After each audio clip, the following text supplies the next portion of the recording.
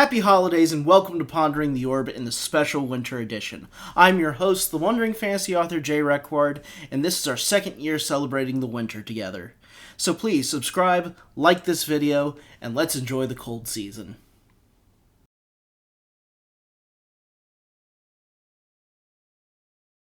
It goes without question that Tolkien is an incredible influence on me, and part of sharing and celebrating his legacy in fantasy is celebrating some of his kindest works outside of The Lord of the Rings. But one day we will walk in Middle-earth, perhaps in the spring.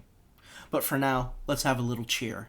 Written to his children every Christmas from 1920 to 1943, The Letters of Father Christmas are several overlapping stories of adventures featuring Father Christmas and his stalwart ally, P-Bear, and of course, goblins. Reading from the Letters of Father Christmas, let's ring in the holiday with joy and goodwill from J.R.R. Tolkien. I didn't realize it until I looked, but these were written in December of 1923, so a century ago. These are, of course, the Letters from Father Christmas by J.R.R. Tolkien.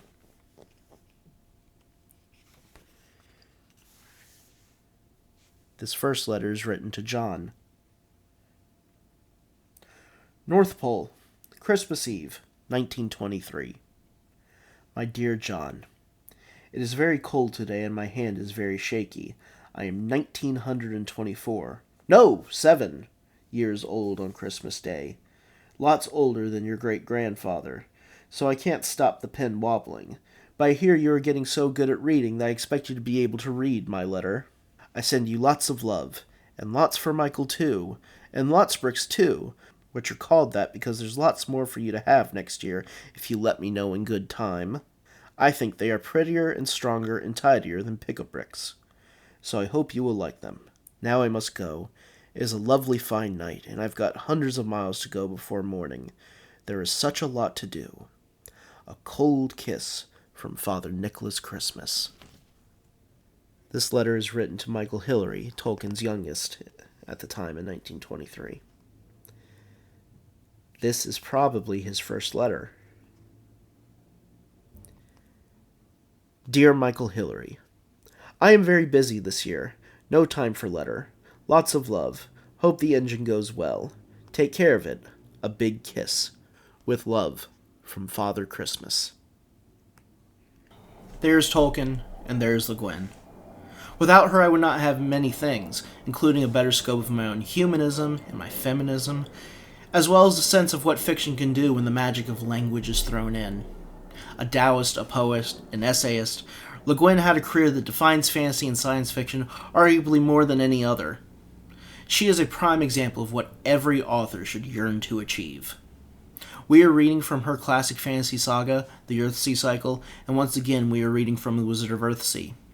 Every holiday we will revisit her, because without Ursula K. Le Guin, there is no me, or so many others who pursue fantasy as a literary tradition. Let's read from A WIZARD of EARTHSEA by Ursula K. Le Guin, published in 1968. A WIZARD of EARTHSEA, Chapter 2, The Shadow. Ged had thought that as the prentice of a great mage he would enter at once into the mystery and mastery of power. He would understand the language of the beasts, and the speech of the leaves of the forest, he thought, and the sway of the winds with his words, and learn to change himself into any shape he wished. Maybe he and his master would run together as stags, or fly to Realby over the mountain on the wings of eagles. But it was not so at all. They wandered, first down into the vale, and then gradually south and westward around the mountain, giving lodging in little villages, or spending the night out in the wilderness, like poor journeyman sorcerers, or tinkers, or beggars. They entered no mysterious domain. Nothing happened. The mage's oaken staff that Ged had watched at first with eager dread was nothing but a stout staff to walk with. 3 days went by, and 4 days went by, and still Ogian had not spoken a single charm in Ged's hearing, and had not taught him a single name or rune or spell. Though a very silent man, he was so mild and calm that Ged soon lost his awe of him, and in a day or two more he was bold enough to ask his master, "When will my apprenticeship begin, sir?" "It has begun," said Ogian. There was silence, as if Ged was keeping back something he had to say. Then he said it. "But I haven't learned anything yet." "Because you haven't found out what I'm teaching," replied the mage, going on at his steady, long-legged pace along the road, which was the high pass between Ovark and Wyss. He was a dark man, like most Gauntish men, dark copper-brown, grey-haired, lean, and tough as a hound, tireless. He spoke seldom, ate little, slept less. His eyes and ears were very keen, and often there was a listening look on his face. Ged did not answer him. It was not always easy to answer a mage. "You want to work spells," Ogian said presently, striding along. "You've drawn much too water from that well. Wait. Manhood is patience. Mastery is 9 times patience. What is the herb by the path?" "Strawflower." "And that?" "I don't know. Forefoil, they call it." Ogian had halted the copper-shod foot of his staff near the little weed, so Ged looked closely at the plant, and plucked a dry seed pod from it, and finally asked, since Ogian had said nothing more, "What is its use, master?" "None I know of." Ged kept the seed pod a while as they went on, then tossed it away. "When you know the forefoil in all its seasons, root and leaf and flower, by sight and scent and seed, then you may learn its true name, knowing its being, which is more than its use. What, after all, is the use of you, or of myself? Is Gaunt Mountain useful, or is the open sea?" Ogian went on a half-mile or so, and said at last, "To hear, one must be silent." The boy frowned. He did not like to be made to feel a fool. He had kept back his resentment and impatience, and tried to be obedient, so that Ogian would consent to at last teach him something. For he hungered to learn, to gain power. It began to seem to him, though, that he could have learned more walking with any herb-gatherer or village sorcerer, and as they went around the mountain westward into the lonely forest past Wyss, he wondered more and more what the greatness and the magic of this great mage Ogian. For when it rained, Ogian would not even say a spell that every weather worker knows, to send the storm aside. In a land where sorcerers came thick, like Gaunt or Thin Lattice, you may see a rain cloud blundering slowly from side to side and place to place, as one spell shunts it on to the next, till at last it is buffeted out over the sea where it can rain in peace. But Ogian let the rain fall where it would. He found a thick fir tree and lay down beneath it. Ged crouched among the dripping bushes, wet and sullen, and wondered what was the good of having power if he were too wise to use it, and wished he had gone as prentice to that old weather worker of the Vale, where at least he would have slept dry. He did not speak any of his thoughts aloud. He said not a word. His master smiled, and fell asleep in the rain. Along towards sun return, when the first heavy snows began to fall in the heights of Gaunt, they came to Realby, Ogian's home. It is a town on the edge of the high rocks of Overfell, and its name means Falcon's Nest. From it one can see so far below the deep harbor and the towers of the port of Gaunt, and the ships that go in and out the gate of the bay between the armed cliffs, and far to the west across the sea one may make out the blue hills of Orania, easternmost of the inward isles.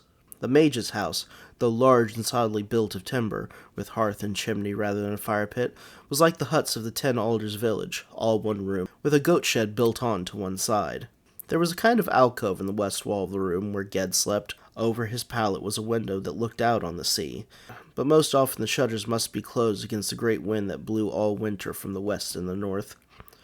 In the dark warmth of that house Ged spent a winter, hearing the rush of rain and wind outside and the silence of snowfall, learning to write and read the 600 runes of Hardic. Very glad he was to learn this lore, for without it no mere rote learning of charms and spells would give a man true mastery. The Hardic tongue of the archipelago, though it has no more power in it than the other tongues of men, had its roots in the old speech, that language in which things are named with their true names, and the way to understanding this speech starts with the runes that were written when the islands of the world first raised up from the sea.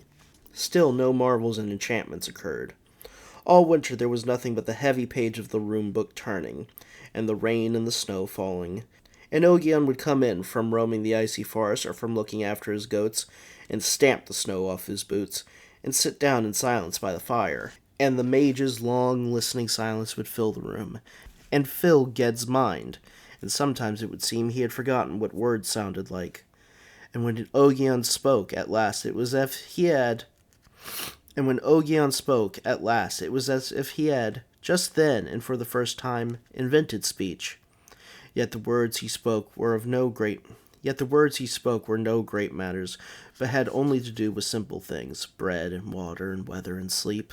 As the spring came on, quick and bright, Ogion often set Ged forth to gather herbs on the meadows above Ray Alby, and told him to take as long as he liked about it, giving him freedom to spend all day wandering by rain-filled streams and through the woods, over wet green fields in the sun.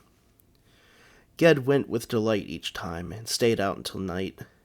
But he did not entirely forget the herbs. He kept an eye out for them, while he climbed and roved and waded and explored, and always brought some home. He came on a meadow between two streams, where the flowers called white hollows grew thick, and as these blossoms are rare and prized by healers, he came back the next day. Someone else was there before him, a girl, who he knew by sight as the daughter of the old lord of Ray Alby. He would not have spoken to her, but she came to him and greeted him pleasantly. "I know you. You are the Sparrowhawk, our mage's adept. I wish you would tell me about sorcery." He looked down at the white flowers that brushed against her white skirt, and at first he was shy and glum and hardly answered.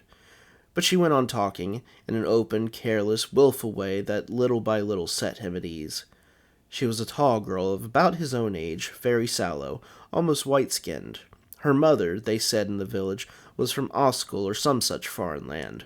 Her hair fell long and straight like a fall of black water.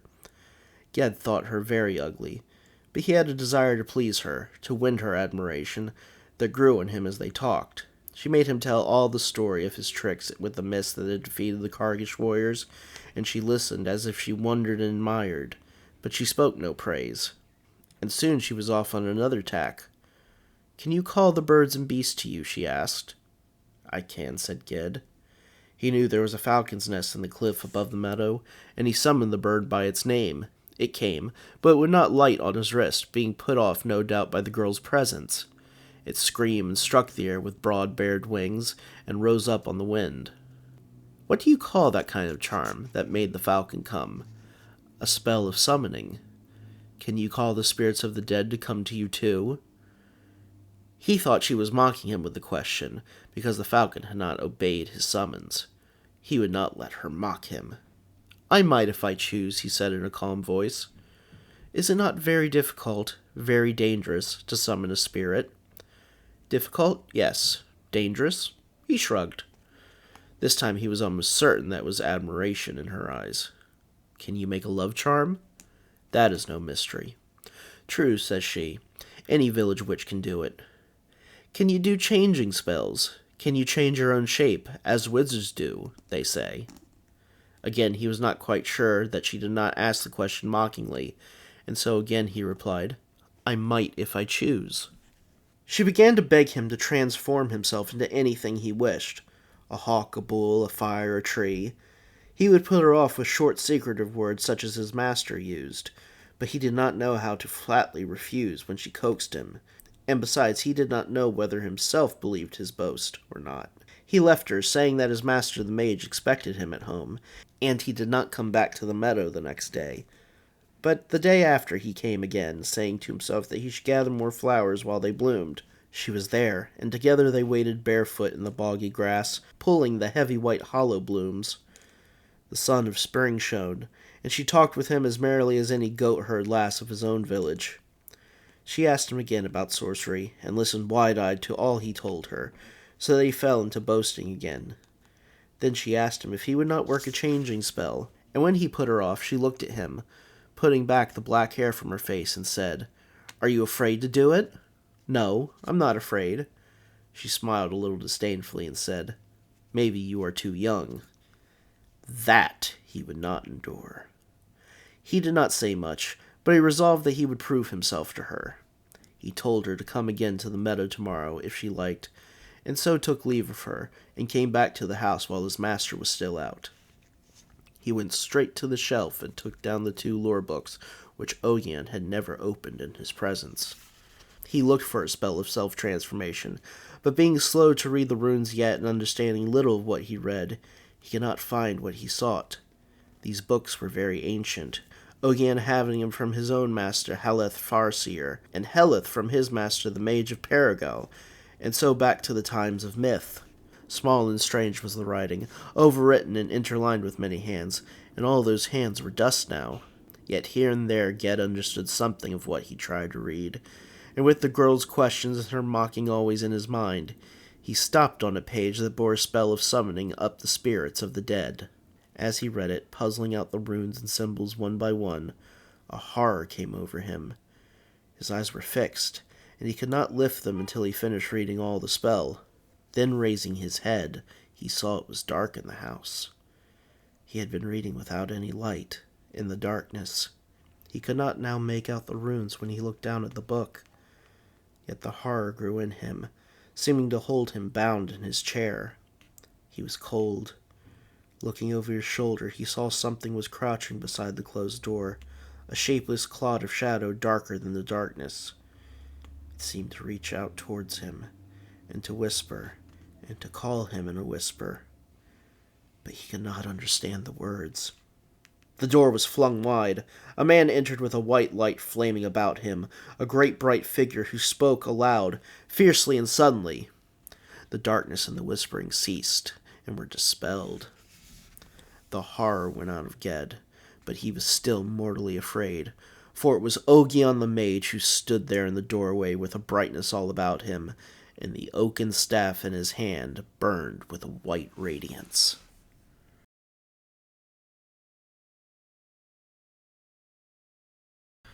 For this year's Yuletide episode, I have a special artist to ring in the new year as the old one passes. And in many ways, they sit among the few synthwave artists who inspired me to create this show, Pondering the Orb. I've gotten to play for you songs from Forhill, Decisive Koala, Crosia, but among them sits a UK artist who in many ways helps sets the tone for the scene. Emil Rotmeyer is a paragon in the realm of synthwave and chill synth. Anyone who's in love with this genre owes it to themselves to go and listen to Descend from 2018, or a whole host of EPs that are stunningly gorgeous compositions. When Rotmeyer appears, he appears with synth-sorcery second to none. This track is taken from his new album, Synthetic, which released this month. This is E.V.E. by Emil Rotmeyer.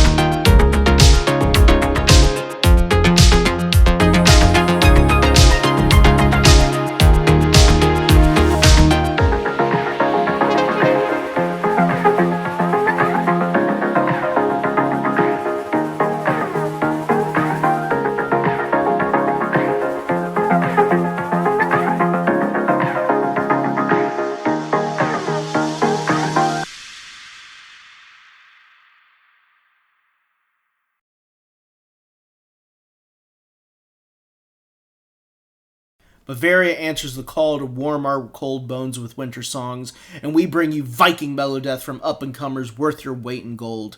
We sing our Yule chants with tragedy and triumph. This three-piece blend is the best of Amon Amarth and Bathory, but if you listen closely, you will hear a brilliance in playing that's always at the forefront. Taken from their 2021 album, Where Mountains Rise and Hearts Fall, this is Tragedy and Triumph, with their track, Hymn for a Newborn Star. Raise your horns, drink deep, and happy Yule.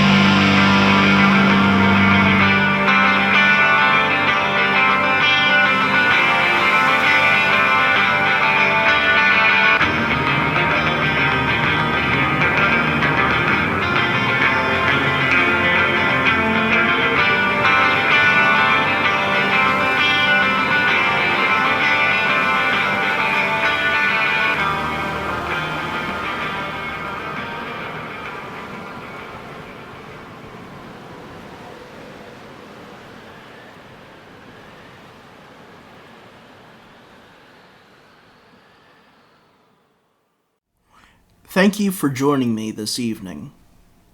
I know many of you have options on how you spend your precious time, and I hope I provide you with some cheer in this cold season. I cannot go on without asking for everyone watching this to pray. Our world is caught amid a great struggle, a war of ideas and arms that seems without end. Tolkien would remind us to keep hope, even in the darkest times, and the Guin would rally us to remember that tyrannies that we think are so entrenched can be shaken from the roots of the earth. All it takes is love, courage, and a sense that justice can be found again. Let's pray for all the children of the world suffering, their families, our families, and wish that the world finds calm instead of turmoil. Bless you, and bless everyone. Have a wonderful winter, a happy new year, and safe journeys, my friends. Thank you.